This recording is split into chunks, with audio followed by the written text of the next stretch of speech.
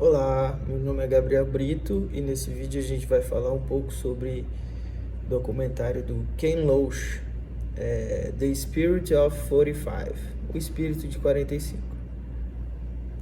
O documentário ele trata de uma Inglaterra pós-guerra, Segunda Guerra Mundial, e ele mostra o retorno dos combatentes da guerra e de certa forma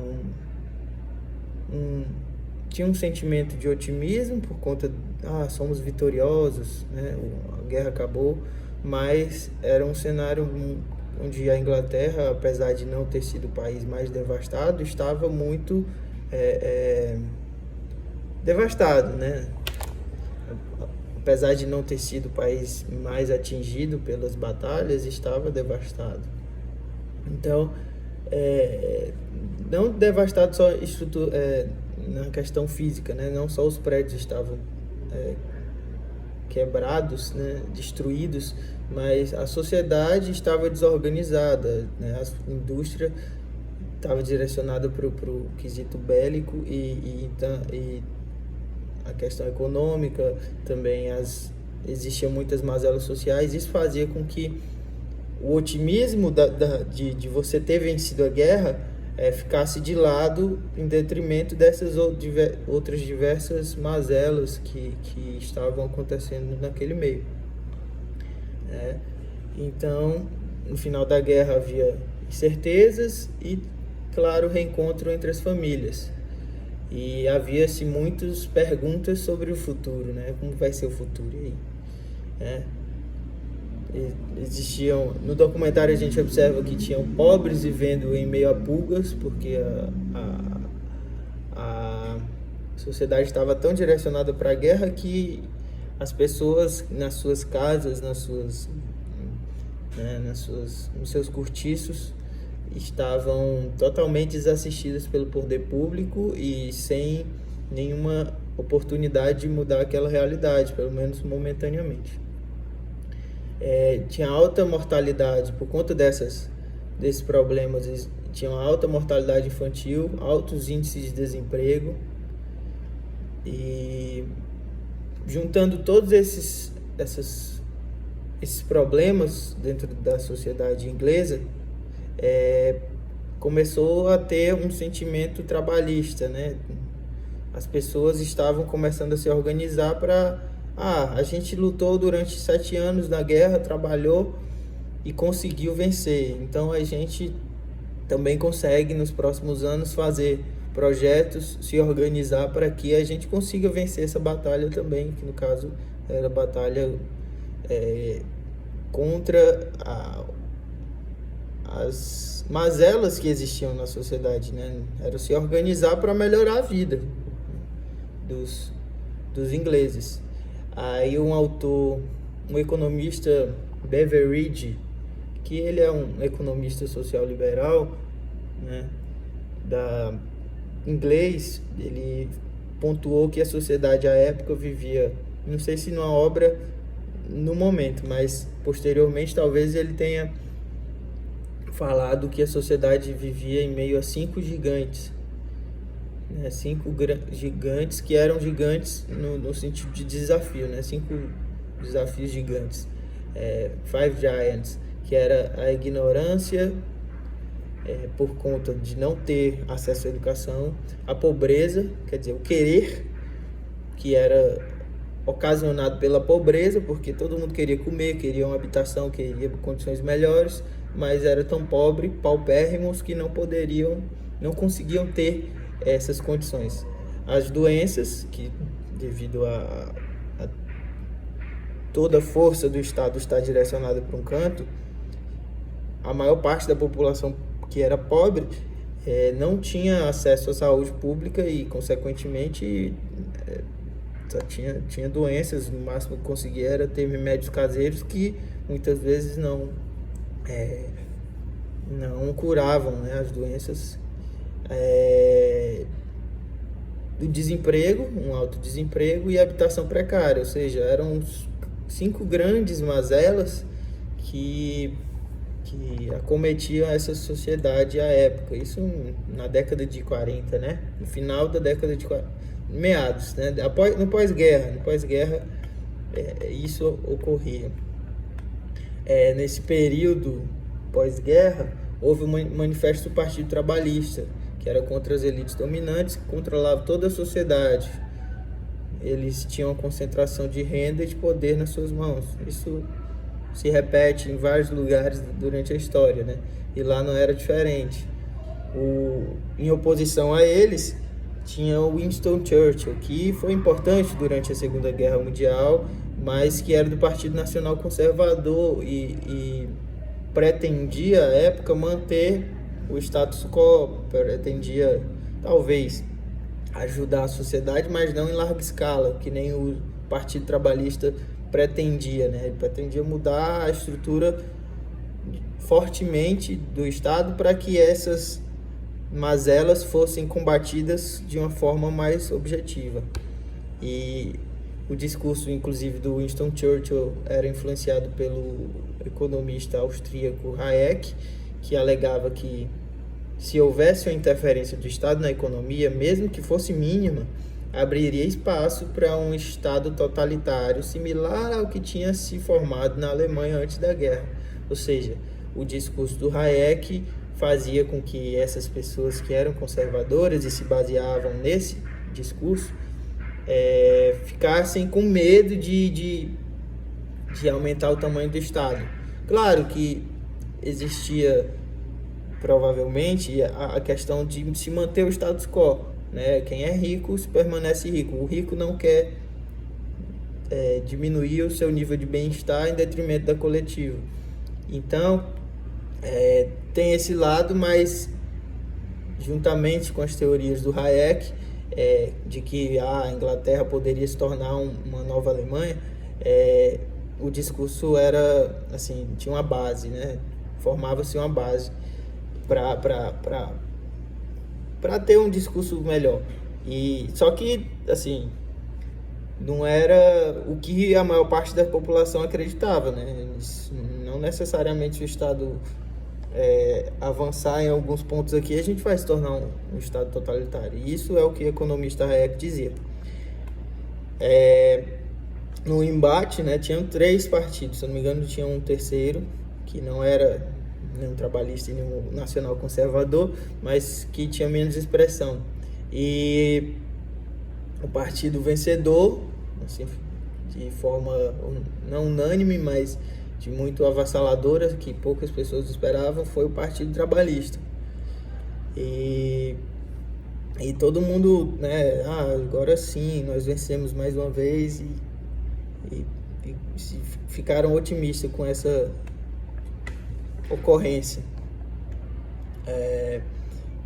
Então, a partir dessa vitória, o Partido Trabalhista começou a implantar reformas que eram justamente em oposto ao que o Hayek dizia, né? Ele começou a reestatizar diversos setores que o sistema privado não conseguia dar conta, porque a população era pobre e, obviamente, se a saúde é privada e eu sou pobre, eu não vou conseguir ter acesso à saúde.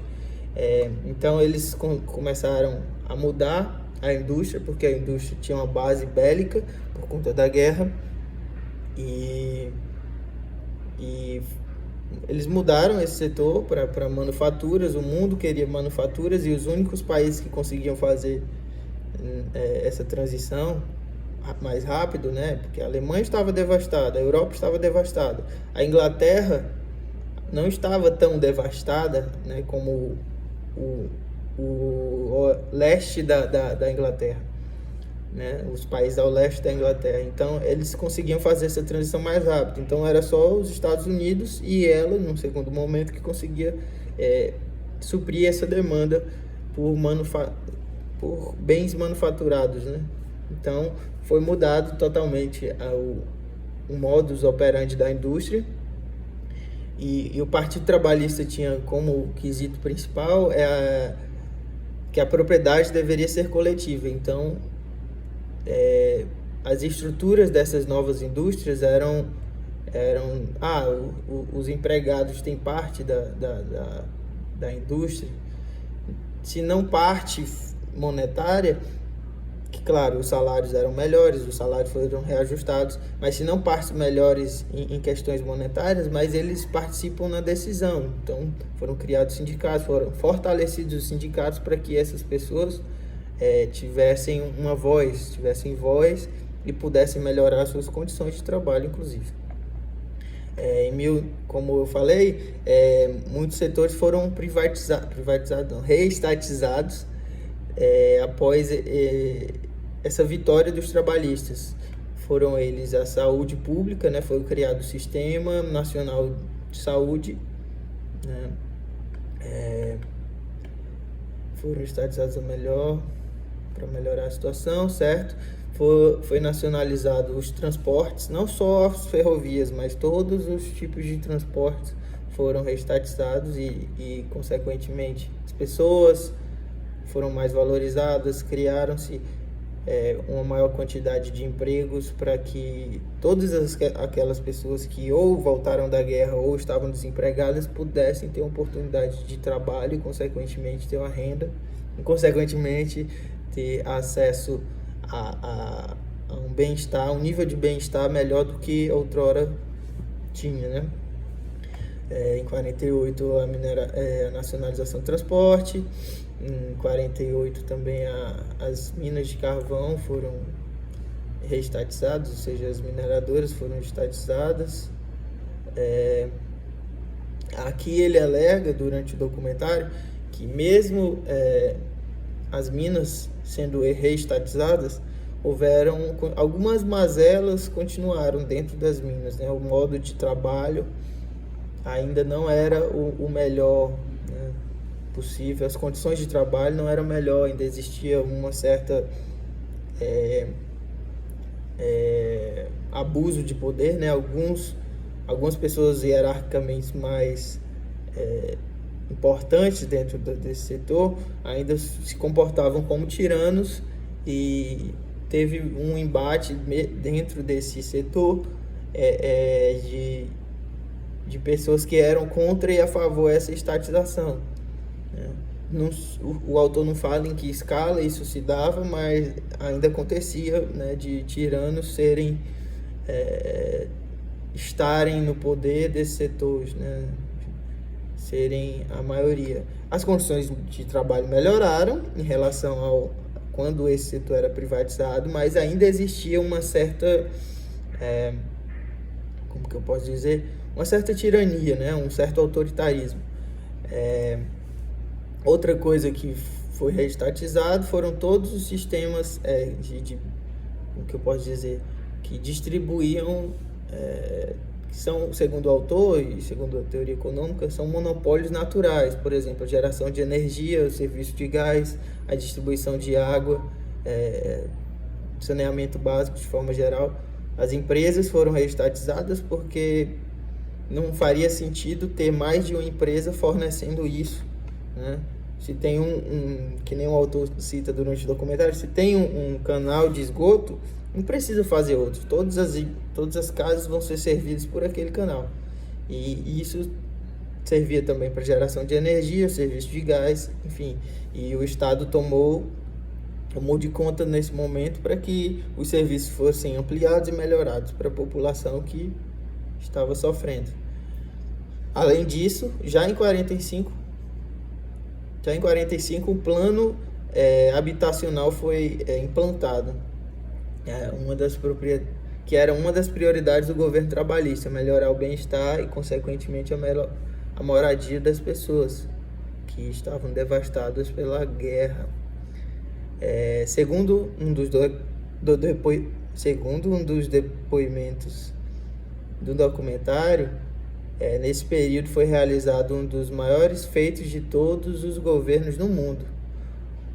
As políticas tiravam o povo inglês de um estado de miséria absoluto e sem a menor esperança. Ou seja, todas essas reformas que foram feitas, né, com a reestatização, com o plano de habitação, com o sistema único, o sistema nacional de saúde, Tudo isso foram benfeitorias que, claro, tinha a mão do Estado, talvez sobrecarregasse o Estado em algum momento, que a gente até vê na frente no documentário, mas naquele momento era primordial que isso fosse feito para que a sociedade tivesse um avanço no bem-estar, porque eles estavam, né, em condições paupérrimas e o próprio depoente fala sobre isso, que a sociedade estava sem a menor esperança.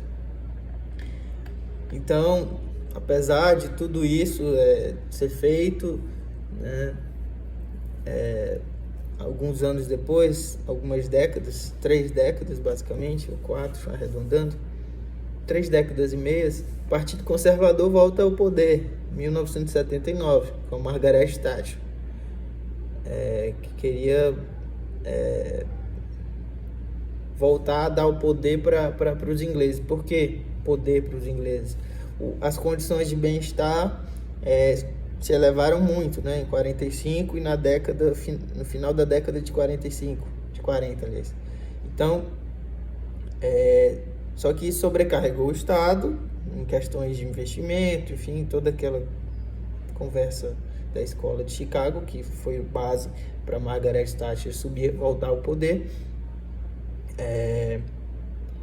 Mas essas políticas de bem-estar que sobrecarregaram o Estado, melhoraram o bem-estar dessas pessoas, dos ingleses, acabaram fazendo com que as indústrias não tivessem mais investimentos, porque é aquela questão lá de macro 1 e macro 2. Se tem muitas pessoas empregadas, no caso, era o que ocorria aí na Inglaterra, nessa época.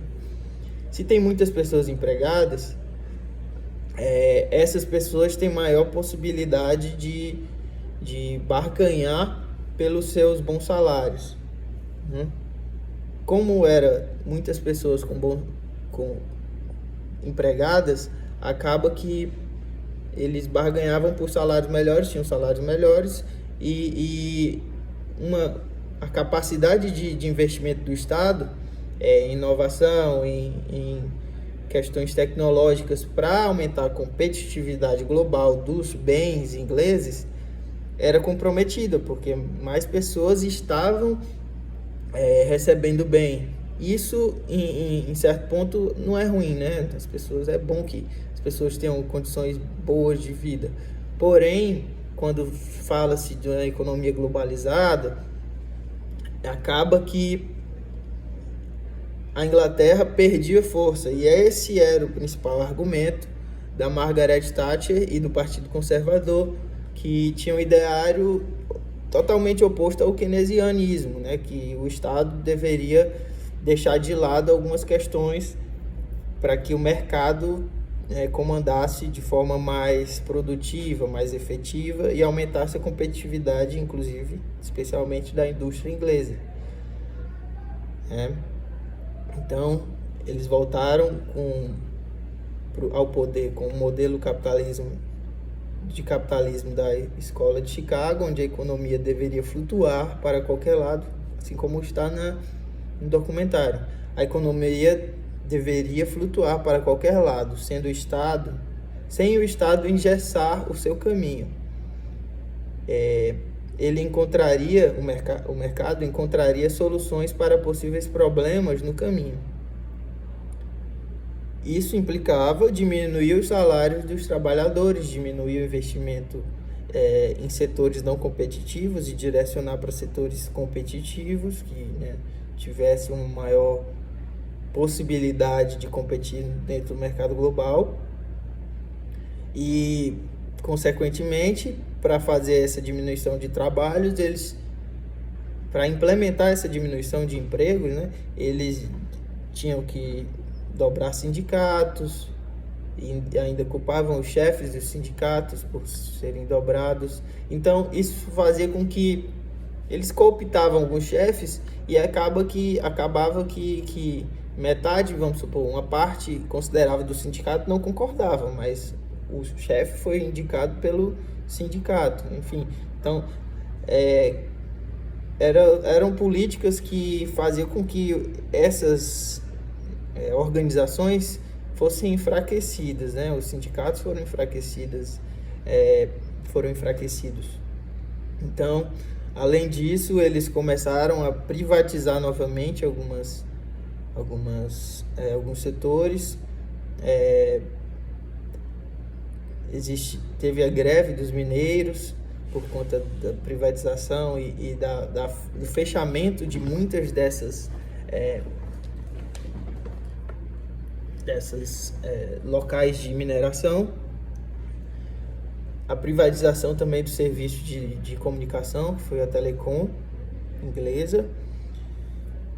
E um dos depoimentos no documentário que eu achei legal é que, abre aspas, as comunidades estão tomadas pelas drogas, estão cheias de problemas que não existiam quando as minas estavam abertas.